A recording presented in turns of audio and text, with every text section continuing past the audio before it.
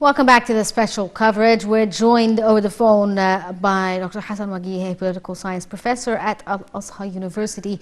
Good afternoon to you, sir. Good afternoon to you too. Thank you for joining us and trying to help us figure out what's actually happening. Can you tell us how you read the current situation with the Ukraine? The current situation needs a great deal of diplomacy. Despite the fact that the war erupted already, but diplomacy should be at work. Before, I mean, there was something lacking when it comes to preventing the war. Yes. You know, when you have a foreign minister in the United States cancelled out Lavrov, the foreign minister of Russia, I think that was a mistake, because you have to listen to each other well.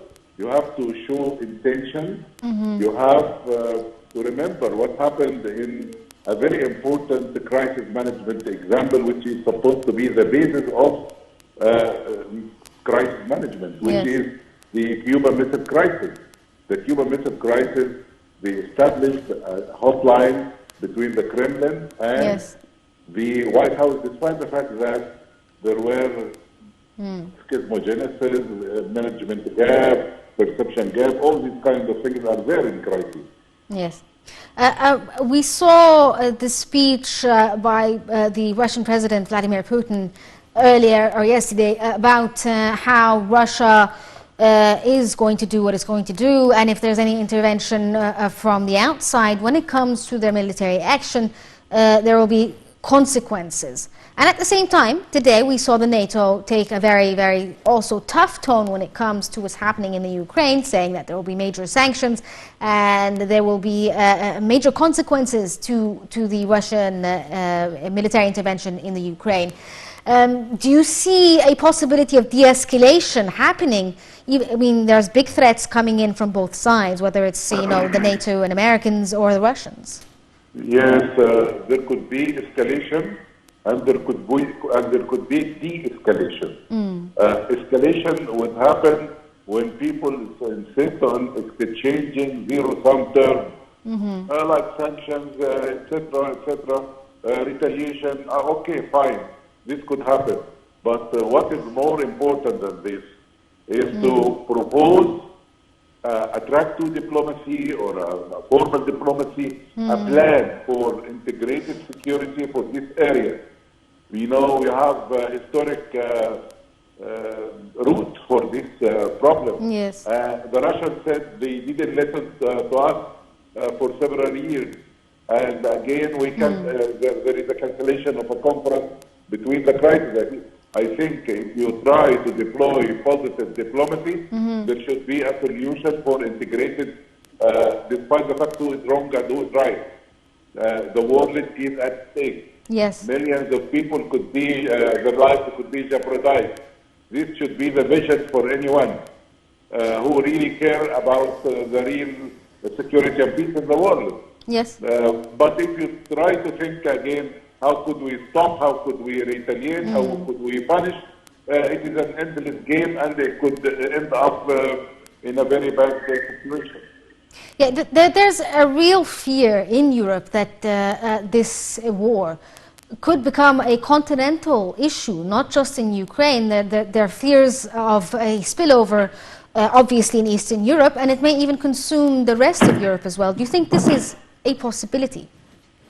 A possibility of what? I'm sorry, I couldn't hear you. That there would be some sort of continental war, rather than just, you know, the Ukraine. This could spill over into Eastern Europe and then move on to the west of Europe as well. Yes, unfortunately, this continent has already witnessed 2 world wars, and I hope there is no a third one. But this could very well happen, depending on what I've said. Are you going to de-escalate or are you going to escalate? Yes. When you escalate, you can get the crisis from that crisis to a crisis slide that you cannot control. Yes. So, sir, what does this mean for the rest of the world, though? How are the rest of the world affected? For instance, us here in the Middle East. How will this affect us in the near future? Actually, the impact would be on everyone in the world, even if millions of people are being, their lives are being jeopardized. So I think that the only solution is to have collective diplomacy all over the world, Yes. sharing by all parties.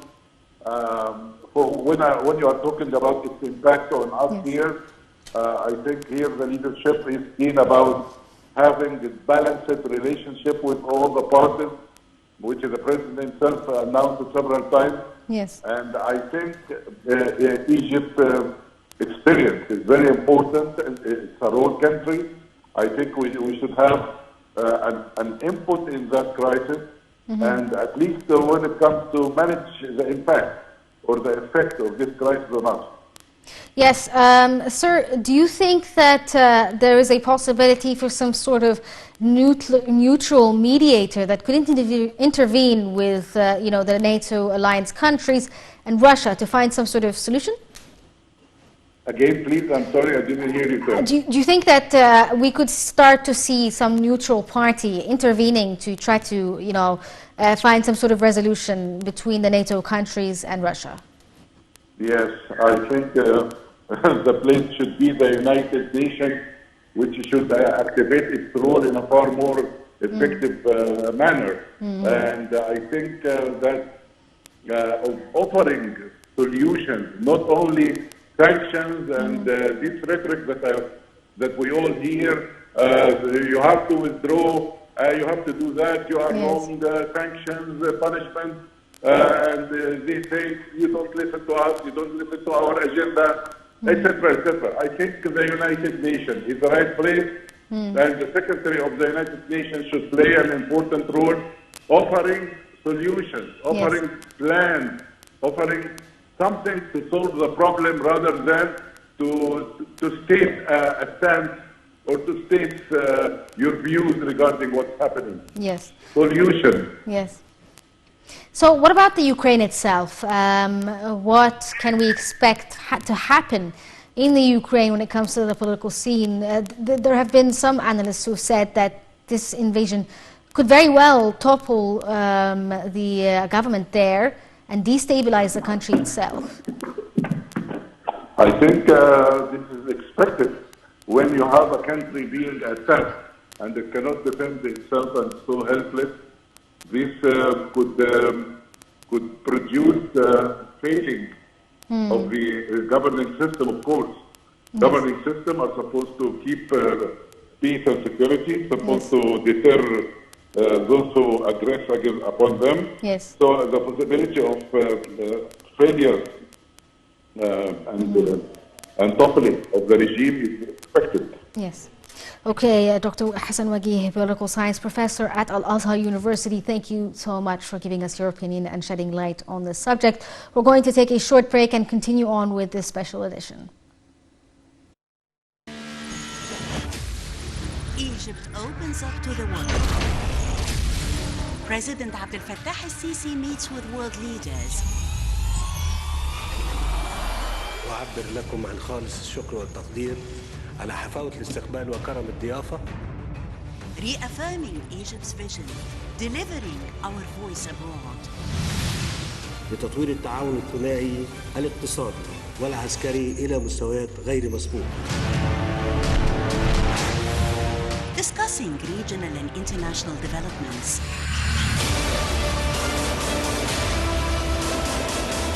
Solid and strong relations on the path of partnership and development.